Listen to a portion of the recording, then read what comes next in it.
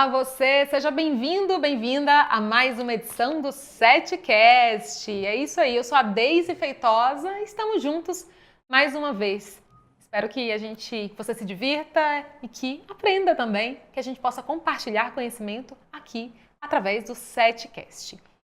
E a SET, você já conhece, é a associação que reúne profissionais em empresas do setor de mídia e entretenimento. Com foco em tecnologia e modelos de negócios, a SET acompanha as tendências desse amplo universo do conteúdo audiovisual e traz tudo aqui para vocês.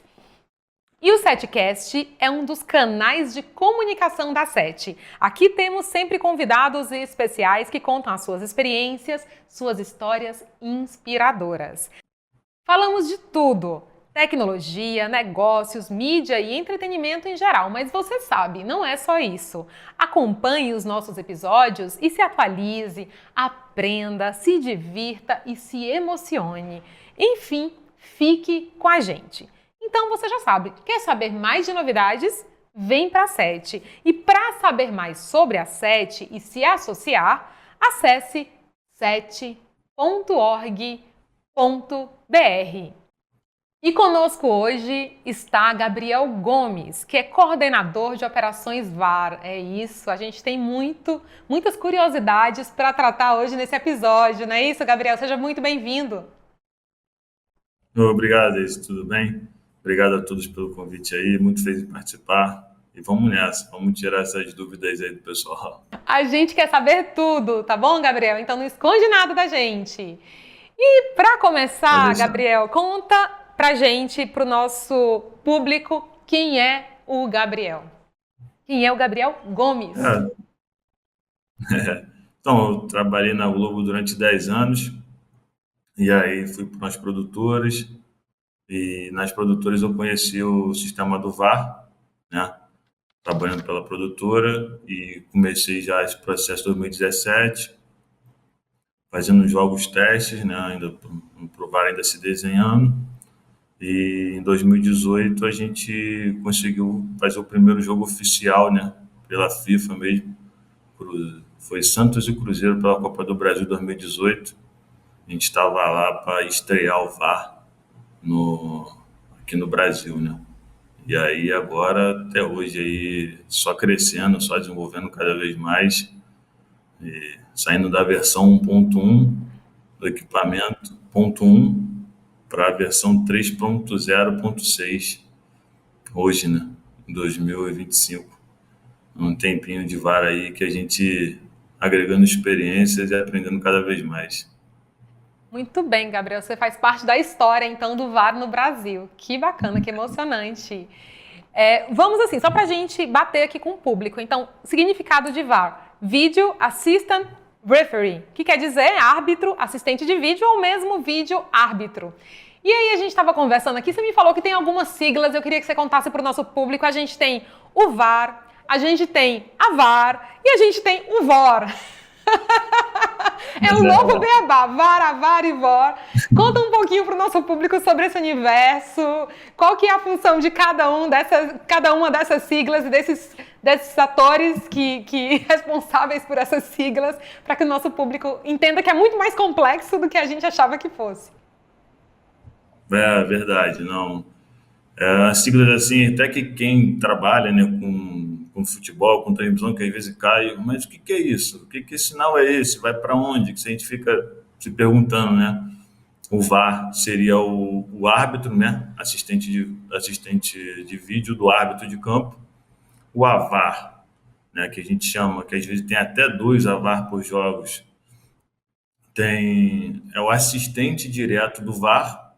Então, o VAR é o assistente do árbitro, o AVAR é o assistente do VAR e a VOR é a sala onde fica o VAR e o AVAR, que seria Video Operation Room, né? Seria a VOR.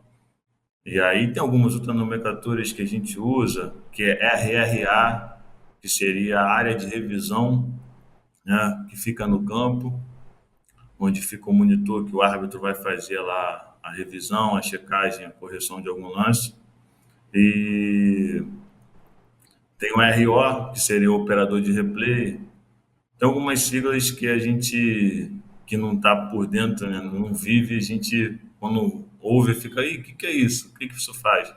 Mas é por aí, por esse caminho.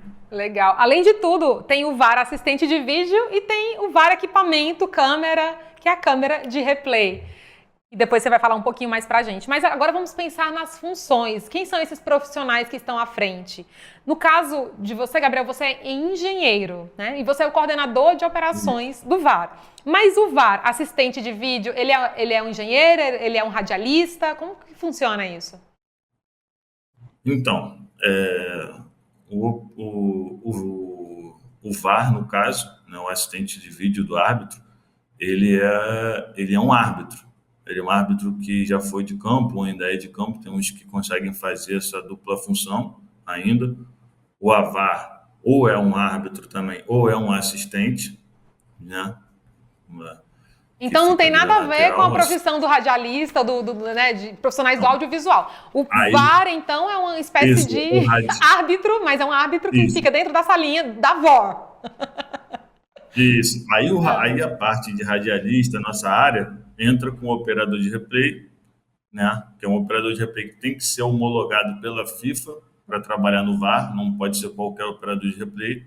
Dentro da sala fica também um técnico de garantia, que também é outro engenheiro, que fica responsável por toda a sala, toda a distribuição de vídeo, áudio, envio para a unidade móvel, envio para o campo, comunicação entre a VOR e os árbitros de campo. Fica um técnico e fica mais um assistente que é responsável lá diretamente com a comunicação dos árbitros de campo, que fica no campo. Um assistente de revisão, que a gente chama, que ele é responsável pela imagem do monitor e toda a comunicação dos árbitros, que aí é outra sigla, que é o RA. Então, temos na sala da parte de radialismo o RO, que é o operador, o TG, que é um engenheiro, um técnico, né? Seria um técnico garantia, que eles chamam, e o RA, que é o assistente de revisão. São mais outras siglas aí para a gente incorporar dentro do sistema do VAR, né? Então, assim, você já falou de várias pessoas. Dá o quê? Quantas pessoas? 6 pessoas que ficam dentro dessa sala super restrita? Isso. Ficam no mínimo de 6 a 7 pessoas ali na sala ali, fora o segurança na porta lá de fora, né? Ou seja, o negócio é sério mesmo. É sério mesmo. Inclusive, você falou pra mim que só é possível pedir VAR diante de 4 situações. Não é isso? Conta para o Isso. nosso público quais são essas situações. Então não é qualquer lance, não é para qualquer lance que a gente pode Não, pedir VAR. não é qualquer lance, não é qualquer lance. O VAR ele entra em 4 situações, né? A situação de gol, todo gol, o VAR revisa para ver se teve alguma interferência, alguma irregularidade. A questão do penal também é uma situação que ele entra, né? Porque geralmente é possível situação de gol, então o penal entra. Cartão vermelho direto, né? Quando o jogador faz uma falta, cartão vermelho direto, no segundo amarelo, que leva o vermelho, o VAR não pode interferir, só se for vermelho direto. E num erro de identificação, né? Quem faz a falta é o camisa 3 e o árbitro no campo dá o cartão para o camisa 5. E aí a gente tem que corrigir, a gente pode corrigir esse erro de identificação dentro do campo. São essas situações que o VAR entra. Então, Que pênalti, ele pode gol ou não interferir. gol, pênalti, gol ou não gol, Isso, cartão vermelho direto ou erro de identificação, né? Então, quando dá o cartão para o jogador errado. E então, assim, são as únicas situações permitidas pela confederação. isso. A FIFA só permite Pela essas FIFA. intervenções. Uhum. Isso. Até para não atrapalhar muito o Tudo, jogo. É isso? é, isso aí. Porque, sim, acontece, quem não tem um entendimento, às vezes acha que, mas foi escanteio, o juiz deu tiro de meta, porque o VAR não entrou e falou para ele. Porque, assim, já tem interferências, né? Dentro do jogo ali, que às vezes dá uma amornada no jogo, né? Tem muita gente que reclama das interferências. Mas as interferências são só essas, e para tentar melhorar mesmo, né, o resultado da partida, para dar veracidade ao resultado, ser justo, Uhum, né? Para dar justiça para o uhum, time, os dois times, que os dois treinam claro. muito para isso e querem o resultado, né? Para não perder o ritmo do próprio jogo. A Europa, por exemplo, muitas E, vezes as pessoas comentam que na Europa para-se muito o jogo e isso atrapalha. Então é uma característica do futebol é europeu, isso. por exemplo. O futebol brasileiro, a gente não faz isso tanto, né? Então, Faz sentido. assim, aí porque tem conceito, né? Tipo, tem federações que botam, a gente chama assim, a linha de intervenção mais alta para você ter menos intervenção do jogo, só se for uma coisa muito brusca, muito forte. Tem outras federações que já, não, vamos, se a gente está aqui, se ele errou, por mínimo que seja o erro, vamos consertar. Então, tudo vai da Da diretriz, né, que a dinâmicas e federação toma aí. diretrizes. Isso. Aham. Agora, pelas minhas pesquisas aqui, eu entendi que esse controle, esse tipo de replay VAR, ele nasce a partir de competições de tênis em 2006. E ele, como você falou, mesmo aqui no Brasil, começou a testar 2017 ali, mas para valer 2018, né? E você estava ali nesse momento. Mas, por exemplo, no vôlei, a gente tem também os desafios. Existe alguma diferença do tipo de arbitragem? Corrigindo, existe alguma diferença para esse tipo de arbitragem do futebol e no vôlei, por exemplo, ou é o mesmo sistema? A principal diferença são os sistemas técnicos eletrônicos, né? Os Hum, sistemas que fazem essa dinâmica, né? O futebol é uma dinâmica muito mais tranquila em relação a isso, devido a você volta o lance, checa, tem muito mais câmeras. A questão do tênis, do vôlei, tem um desafio que é um sistema diferente para você ver se a bola touch ou não touch, que é uma sistema de slow, né, que vai se pega no dedo num possível bloco. Tem um sistema da bola dentro ou fora, que é um sistema com várias câmeras que entregam, faz o sistema 3D para ver se a bola quicou dentro da área permitida ou fora, né? Então, assim, o que diferencia mais é o sistema. Todos os esportes têm os seus especialistas, né? Que dão a veracidade a tudo que o sistema traz para eles de informação. Então, assim, certo. o que diferencia para outros esportes é o sistema mesmo de tecnológico, né? Que, Uhum. que entrega para o especialista. Gabriel, é o que você falava das gerações da tecnologia, por exemplo. Você disse que aqui no Brasil a gente já está na versão 3.0.6. É isso? É isso mesmo.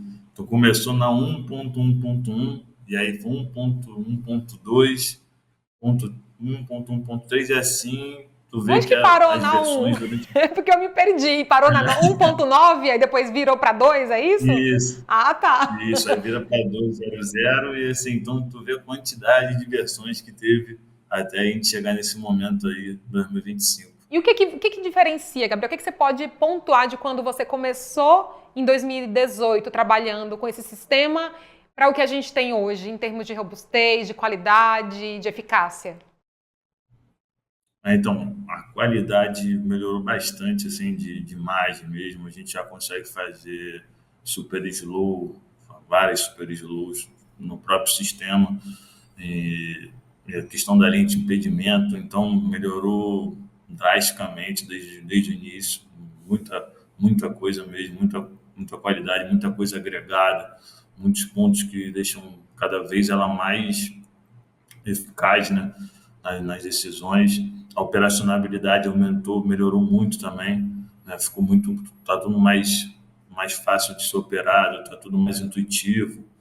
Então, assim, o sistema melhorou bastante mesmo.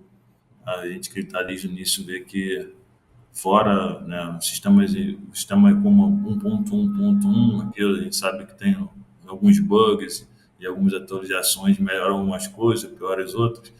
E a gente já está no nível que a gente não tem nenhum tipo de efeito colateral, né, que a gente chama. A gente só tem melhoras, não tá, nada volta como no início a gente tinha, que melhorava uma coisa, piorava outra e assim até acertar. Então, hoje em dia a gente está com um sistema muito robusto, né, muito confiável, que então, porque faz Libertadores, Sul-Americano, eliminatórios da Copa, faz todo tipo de jogos, campeonato também estaduais, campeonato brasileiro, tudo, o sistema está envolvido em todos esses grandes campeonatos, né? Qual que é a sua opinião sobre o uso do VAR, Gabriel? Acho que melhorou bastante, inclusive, né? Traz mais transparência. O que que você acha? Eu já Sim. dando a minha opinião. Então, eu concordo com você, a transparência e a justiça, né? Porque assim, teve vários jogos que a gente já viu que, tipo, um dentro ou fora, às vezes um cartão vermelho que possa mudar a história da partida, um gol, não um gol, um pênalti, né? Já teve país muito, tipo, assim, começou a história do VAR, começou de fato assim a levar para frente numa Copa do Mundo, que a Inglaterra foi eliminada para a Argentina, se não me engano, por um não gol. E aí os ingleses falaram, não, isso não pode continuar assim, vamos dar justiça para o jogo. E aí começou o trabalho do VAR ali a partir desse momento. E assim, e a gente vê que é justiça, né? Tem coisas que a regra, né, te dá o livre-arbítrio, né? A questão de eu achar uma coisa, você achar outra.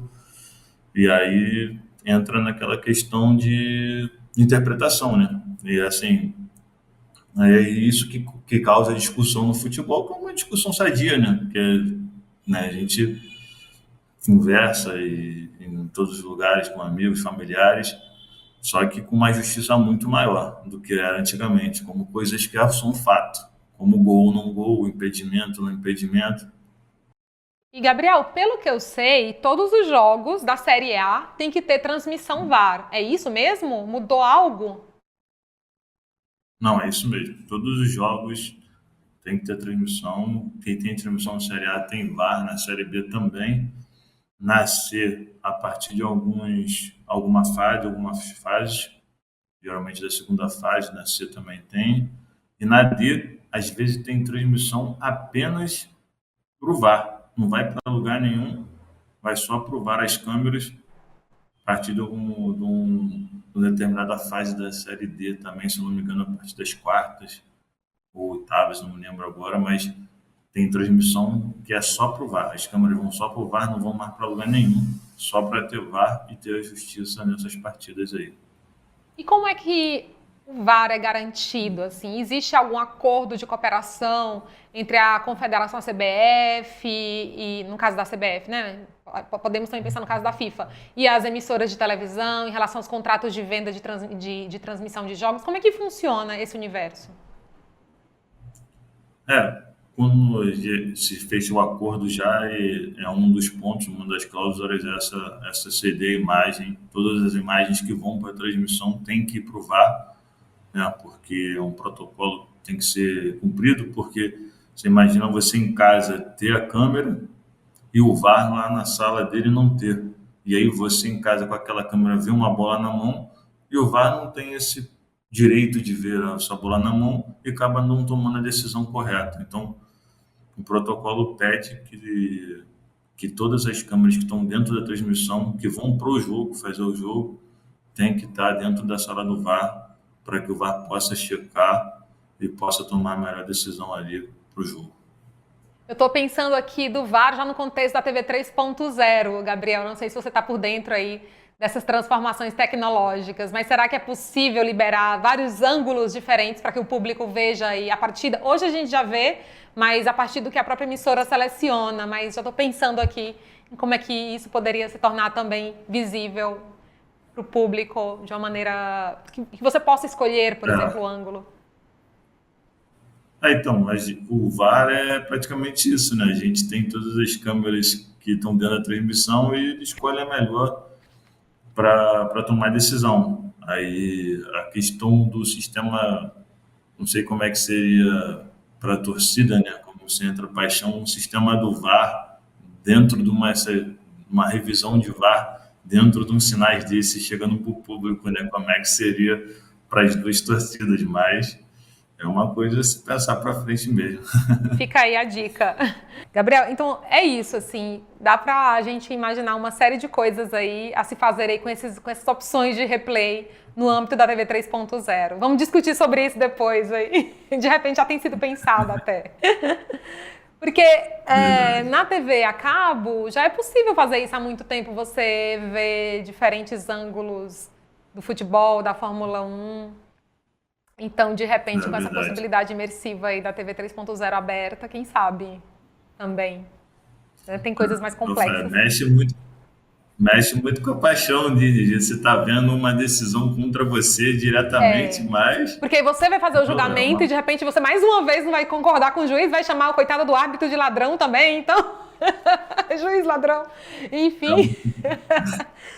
É uma situação bem complexa para É. quem tá tenta tomar a decisão, né?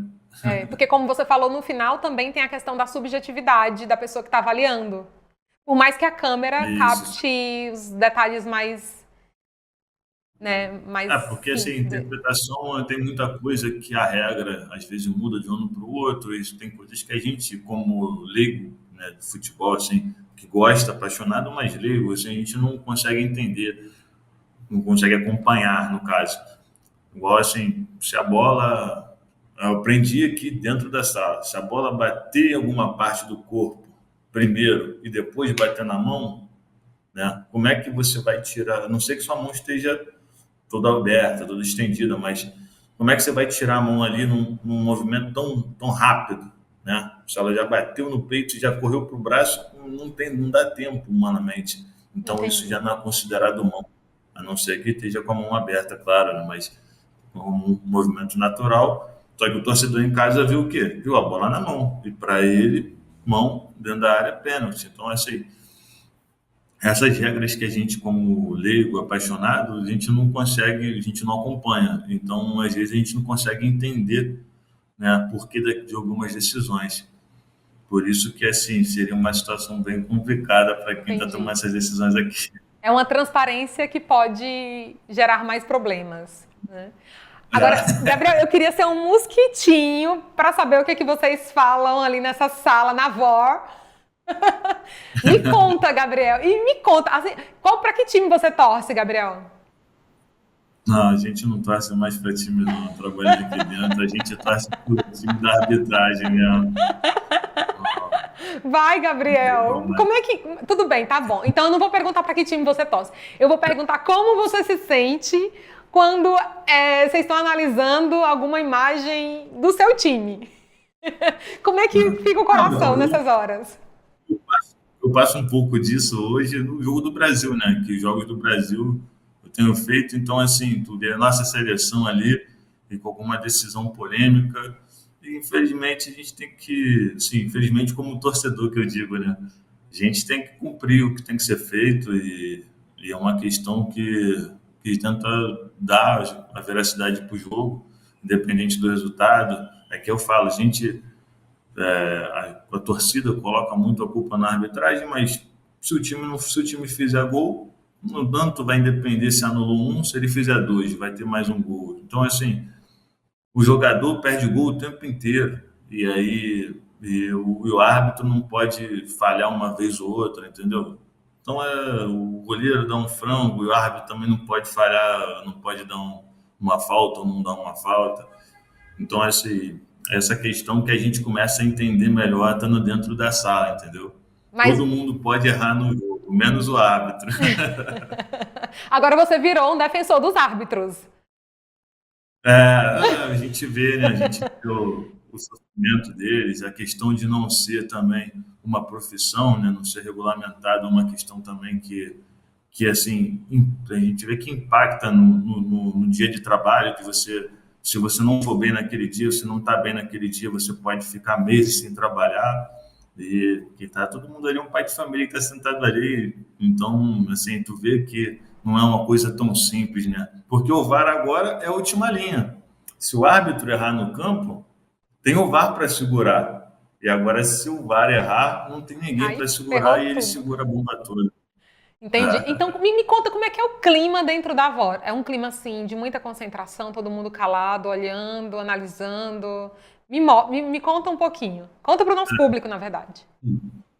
Quem faz o clima, geralmente, da VAR é o próprio VAR, né? Eu no VAR tem uns VAR que todos são bem focados no jogo, porque tem que ser, porque às vezes o jogo está muito parado e do nada acelera, e do nada tem um montão de lances polêmicos que possam acontecer. Então todos são bem focados. Tem uns que falam mais, uns que falam menos, entendeu? Sobre o jogo, sobre tudo sobre a partida. A gente dentro do jogo, a gente não tem conversas paralelas, né? Só focado no jogo mesmo. Tudo que acontece na sala é gravado, é Ah, disponibilizado para a FIFA. Então, assim, a gente tem que estar atento, tem que estar focado no jogo mesmo para poder estar preparado para quando acontecer algum lance. entendi. Mas, Gabriel, mesmo os jogos nacionais são disponibilizados para a FIFA ou quando é nacional é para a Federação Brasileira de Futebol? Então, todos os jogos eles, né, são dimensionados, passam para a FIFA, né, como tanto como os da Comebol quanto da Comembol. Federação Brasileira aqui. Tanto Hum, Comebol quanto brasileira, porque a FIFA ela faz a contabilidade dos jogos, dos jogos que da Federação Brasileira. Ó, o Brasil nesse ano teve mil e não sei quantos jogos, uhum, tantas interferências por gol ou não gol, tantas por cartão vermelho, tantas a gente chama da ida na área de revisão, da revisão, né?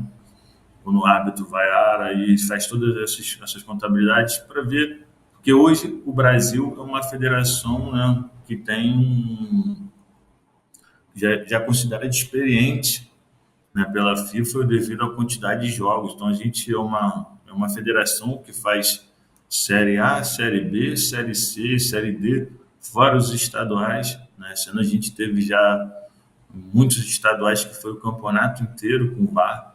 Né? uhum, Cada ano cresce mais, isso está muito bom para todo mundo. A gente da partida técnica também é muito bom. Você está uhum. criando mais funções, mais cargos, né? Mais profissões, mais profissões, né? Questão de estar todo mundo que podendo atuar, ter mais cargos de trabalho aí para a gente poder ganhar nosso pão do dia a dia, né? Uhum. Então, assim, tudo que passa do Brasil vai para a CBF é disponível para a FIFA, como é a mesma coisa. É. Então, vai Gabriel, eu tudo fiquei para a pensando entidade aqui na mesmo. quantidade de arquivos, porque são muitas horas de gravação. Como é que vocês administram tudo isso? É muito arquivo, assim, todo lance protocolar tem que ser enviado, né? Além do jogo inteiro, todo lance protocolar tem que ser com as câmeras que forem conclusivas, assim, e, e a própria FIFA ela pede uma compactação desses arquivos devido a isso, porque arquivo ela tem acesso a arquivo ao mundo inteiro, então se só aqui no Brasil é muita coisa, então no mundo então é muito mais. Então, assim, os arquivos eles ficam restritos a 300 MB cada arquivo, cada checagem, para poder ter uma quantidade maior, né, de armazenamento, né? Mas mesmo assim é muita coisa, é muito arquivo. Muito bom. Gabriel, estamos chegando ao fim. Nossa, adorei esse papo. Muito mesmo. Também. Eu queria saber se você poderia deixar uma dica de algo que você está vendo, filme, livro que esteja lendo, série, para o nosso público, algo do Gabriel, alguma dica, qualquer dica, cultural também pode ser. Então, a minha dica, assim, como, né, como a gente tá nessa batida direto, é um autocuidado mesmo, é tirar um tempo para você, com a família, e viajar, conhecer coisas, porque o que a gente vive não tem dinheiro que compre, não tem ladrão que roube, então a gente tem que viver mesmo e sempre que puder, né, tirar um tempo para isso, para a gente aproveitar a nossa vida aí que passa rápido. E você aproveita bem, porque você fica girando de cidade em cidade aí com o seu VAR, né, seu Gabriel? É, isso é verdade. Eu viajo bastante pelo bar, conheço coisas. É uma coisa que o VAR me traz. Outro dia eu estava em Roraima, nunca imaginei ir para Roraima, então, assim, foi fazendo VAR. É, uma questão boa, coisas ruins, que às vezes tu tem um compromisso dentro da família que você também está viajando, então a gente tá viajando muito, só vê o lado bom, positivo, né? O ruim, tu perde o aniversário de um ente querido que você tá trabalhando, mas é isso, é tentar tirar um tempo pra gente, se cuidar dos nossos, de quem está próximo. Acho que esse, para mim, é o ponto. É a Dica base. valiosíssima. Muito obrigada, viu, Gabriel? Seja muito bem-vindo e volte sempre aqui no nosso programa. Obrigado, Deise. O prazer foi todo meu. Quando quiser também, estou à disposição. E qualquer dúvida aí, não me liga, hein? Valeu, valeu, valeu. Até mais, Gabriel. E o SETcast está chegando ao fim. Lembrando que é produzido aqui nos estúdios da VEM TV, tem direção executiva de Igor Moraes, direção de imagem e áudio de Giovanni Fernandes e Vladimir Silva, coordenação de Tito Liberato e Giovana Souza, produção de Fábio Pereira e a apresentação Deise Feitosa. Obrigada por sua audiência, continue com a gente, tem muito mais SETcasts legais, episódios bem legais para você. E eu já falei, mas não custa relembrar que para saber mais sobre a SET e se associar, basta acessar set.org.br. E a gente se vê em breve.